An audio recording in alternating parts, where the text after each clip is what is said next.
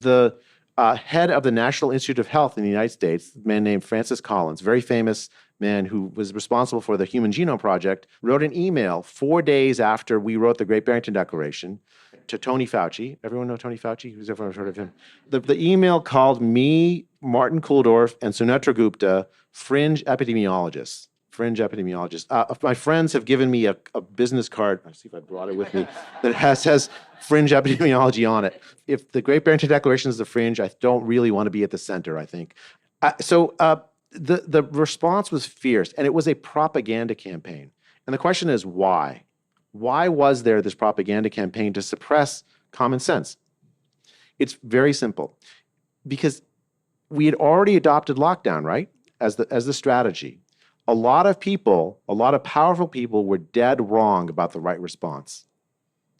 And they needed in order, and remember October 2020, there was an active debate in the UK and elsewhere whether we were going to need another lockdown in the winter of 2020.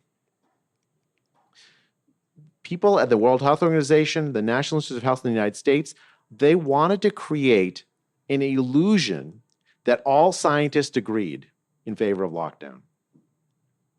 It's an illusion of a false illusion of consensus that did not actually exist.